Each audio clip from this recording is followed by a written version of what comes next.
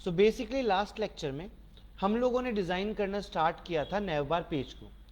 अब बेसिकली है क्या, नैवबार मतलब मेन्यू बार। हम एडमिन पैनल हो, यूज़र पैनल हो, या फिर मान लीजिए हमारी यूज़र वेबसाइट हो या कोई भी तरह की वेबसाइट हो, ऑलमोस्ट हर एक वेबसाइट के अंदर एक नैवबार या मेन्यू बार होता है। जैसे कि अगर मैं आपको बताऊं तो पहले भी हम लोगों ने क्या किया था, जब हम फ्रंट एंड पे डिज़ाइन कर रहे थे तो हमने एसेट्स बनाए थे। कुछ एसेट्स मतलब इमेजेस, आइकन्स। वो एसेट्स और इमेजेस मैं वापस से बना दूंगा और बना के वो फाइल्स आप लोगों को शेयर करवा दूंगा। सो नाउ अब क्या कर सकते हैं, अभी के लिए हम एडमिन वाले सेक्शन पे जाएंगे और एक बार हम हमारी डिजाइनिंग को बिना किसी एसेट फाइल के डिजाइन करना स्टार्ट करेंगे। सो यहां से सबसे पहले हम जाते हैं यहां से और नैवबार हटा देते हैं। ये जो नैवबार लिखा था वो हटा दिया। अब सबसे पहले जाके हम एक टैग लेंगे जिसका नाम है इमेज, और यहाँ पे जो सोर्स में आने वाला है इमेज की, वो बेसिकली एक कर्ली ब्रैकेट आएगा और इस कर्ली ब्रैकेट के अंदर हम लोग क्या करेंगे, पास करेंगे एक लोगो या इमेज जो हमारे पास है। बट अभी के लिए हमारे पास कोई इमेज या लोगो हमारे पास है नहीं, तो हम यहाँ पे कुछ पास नहीं करेंगे। नाउ क्या होता है, टेलविंड पे जब हम काम करते हैं तो टेलविंड बिल्कुल बूटस्ट्रैप जैसा काम करता है। मतलब यहाँ पे भी कुछ प्री डिफाइंड सीएसएस बनी हुई होती है, आपको बस उनके क्लासों के नाम याद होने चाहिए।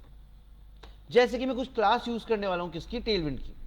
तो सबसे पहले W फॉर विड्थ, विड्थ लगाने के लिए। ऑलरेडी मैं फ्रंट एंड की पूरी डिजाइन मतलब अराउंड 30 वीडियो लेक्चर्स मैं बना चुका हूं टेलविंड और रिएक्ट जेएस के ऊपर। सो वापस एक बार बताता हूं, अगर मेरे को विड्थ देनी है तो मैं लिखूंगा W। W लिखने के बाद लगाऊंगा हाइफन, और मुझे ये बताना है कि बेसिकली जो विड्थ होगी ये मैक्सिमम विड्थ कितनी जाने वाली है। तो यहां मैक्स विड्थ डिफाइन करने के लिए आपको लिखना पड़ता है ऐसे ब्रैकेट और लिखना पड़ता है मैक्स। उसके अंदर आप यहां पे दे सकते हैं दोनों के अंदर, परसेंटेज के अंदर मैक्स विड्थ और पिक्सल के अंदर मैक्स विड्थ। कि पिक्सल के अंदर मैक्सिमम विड्थ होगी 80 पिक्सल और परसेंटेज के अंदर मैक्सिमम विड्थ होगी 10%। सो ये क्लास है किसकी, टेलविंड की, जो प्री डिफाइंड या पहले से बना के आपको दी गई है।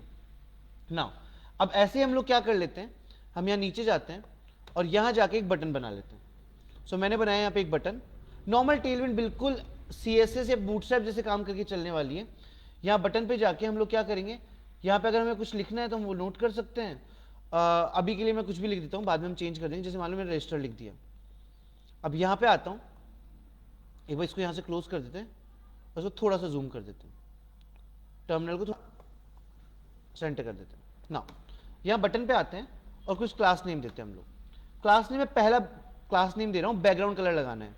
जैसे हम बूटस्ट्रैप में लगाते थे वैसे यहाँ पे बैकग्राउंड कलर लगाने के लिए यूज करते हैं बीजी। फिर कलर का नाम ग्रे। उसके बाद उस कलर की डार्कनेस कितनी होगी, 500, 700, 800, 900, आप ऐसे डार्कनेस लगा सकते हैं। उसके बाद टेक्स्ट का कलर, वो हम देंगे टेक्स्ट कलर वाइट। उसके बाद हमें पैडिंग देनी है, तो padding of X axis same जैसे बूटस्ट्रैप में था 5, padding of Y axis same जैसे बूटस्ट्रैप में था 2। उसके बाद यहाँ पे आप स्मॉल स्क्रीन, मीडियम स्क्रीन, जैसे आप बूटस्ट्रैप में टारगेट करते थे लार्ज, स्मॉल, मीडियम, वैसे आप यहाँ पे भी कर सकते हो। मुझे स्मॉल स्क्रीन पे पैडिंग चेंज करनी है तो मैंने लिखा SM कॉलन पैडिंग ऑफ 2। मुझे इस बटन के कॉर्नर जो है वो राउंडेड चाहिए, तो मैंने यहाँ पे लिखा rounded hyphen full, completely rounded चाहिए। ठीक है। उसके बाद हम लोग क्या कर सकते हैं, राउंडेड के बाद हम टेक्स्ट की साइज चेंज कर सकते हैं, तो मैंने लगाया टेक्स्ट साइज एक्स्ट्रा स्मॉल। फिर हम क्या कर सकते हैं, टेक्स्ट की साइज को हम थोड़ा सा कंट्रोल कर सकते हैं किसमें, स्मॉल स्क्रीन पे भी। तो हम यहाँ पे ले जाते हैं small screen colon text size small. इस तरीके से हम लोग क्या कर सकते हैं, हम लोग टेलविंड यूज कर सकते हैं। मैं वापस से एक बार ब्रीफ आउट करता हूं आप लोगों को। टेलविंड बेसिकली एक फ्रेमवर्क है किसका, सीएसएस का। बिल्कुल जैसे बूटस्ट्रैप काम करता है बिल्कुल वैसे ही काम करता है कौन, टेलविंड हमारा। सो टेलविंड पे हम लोग क्या कर रहे हैं, इस बार हम बूटस्ट्रैप ना यूज करके टेलविंड यूज कर रहे हैं। तो टेलविंड पे क्या किया मैंने, एक डिजाइनिंग करने की कोशिश करी है। और यहाँ पे मैं एक काम करता हूँ, ऑब्वियस सी बात है एडमिन पैनल तो यहाँ पे रजिस्टर नहीं आएगा, यहाँ पे आएगा लॉगआउट। इसको सेव कर लेते हैं। सेव करने के बाद हम आगे जाते हैं और हमारा जो मेन डिव है उसमें कुछ क्लासेस डालते हैं। तो मैं यहाँ पे डिव में यहाँ मैंने लगाया क्लास नेम। क्लास नेम लगाने के बाद सबसे पहले मेरे को लगाना था यहाँ पे डिस्प्ले फ्लेक्स। तो मैंने डिस्प्ले फ्लेक्स लगाने के लिए डाला टेलविंड का क्लास जो कि है फ्लेक्स। फिर मेरे को करना था आइटम सेंटर, तो मैंने किया आइटम सेंटर। उसके बाद मैंने चेंज किया पैडिंग ऑफ Y2। उसके बाद मैंने चेंज किया पैडिंग ऑफ X, वो मैंने चेंज कर देते हैं। और यहाँ परसेंटेज में डालना है तो आप लोग लगाएंगे स्क्वायर ब्रैकेट इस तरीके से, और फिर मैं देता हूं 4%। उसके बाद मान लीजिए हम लोग को जस्टिफाई कंटेंट करना है, तो हम लोग यहां जाएंगे और लिखेंगे जस्टिफाई। और बिटवीन लगा देंगे, जस्टिफाई कंटेंट बिटवीन, इस तरीके से। सो हम इस तरीके से यहाँ पे डिजाइनिंग कर सकते हैं। मैं इसको सेव कर लेता हूँ, और अभी के लिए अगर हम चाहें तो इस प्रोजेक्ट को रन भी करके देख सकते हैं। उसके लिए हम लोग को सीडी करना पड़ेगा और एडमिन सेक्शन में जाना पड़ेगा। सो एडमिन पे हम आ गए। एडमिन पे आने के बाद हम लोग यहाँ पे कर सकते हैं npm pm रन डेव, और ये प्रोजेक्ट मेरा रन हो जाएगा वाइट के थ्रू। सो मीनवाइल इसको रन होने देते हैं। सो आई होप आपको एक बेसिक आइडिया मिल रहा होगा कि टेलविंड कैसे काम करता है, टेलविंड किस तरीके से काम कर सकता है। सो यहाँ पे हमारा सर्वर लॉन्च हो गया। मैं कंट्रोल दबा या फिर मैं यहाँ से कॉपी कर लेता हूँ। कॉपी करने के बाद बेसिकली मैं इसको ले लेता हूँ यहाँ पे, लोकल होस्ट पर रन कर लेता हूँ। सो इस तरीके से मेरी डिजाइनिंग जो मैंने एडमिन के लिए बनाई है वो यहाँ पे मेरी लोड हो जाएगी ना। इसको यहाँ से हटाते हैं और आ जाते हैं अगली डिजाइनिंग पे। सो अगली डिजाइनिंग के जैसे मान लीजिए हमने मेन्यू बार बना लिया, हमारा मेन्यू बार इतना हमारे लिए हो गया है। हम लोग चाहें तो अलग अलग कंपोनेंट्स बना सकते हैं। आप देख सकते हो मैंने यहाँ पे लॉग आउट का बटन आ रहा है डिजाइनिंग के अंदर।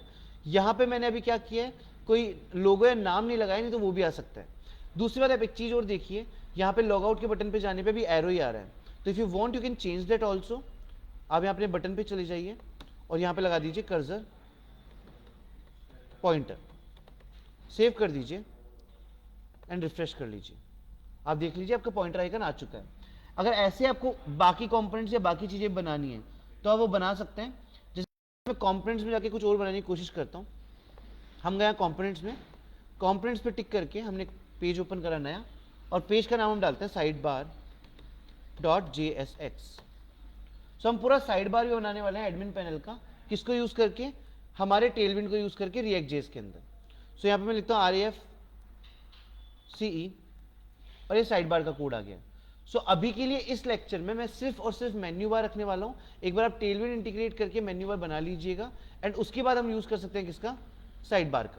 ठीक है। सो आई होप आपको समझ में आया होगा lecture. Thank you so much.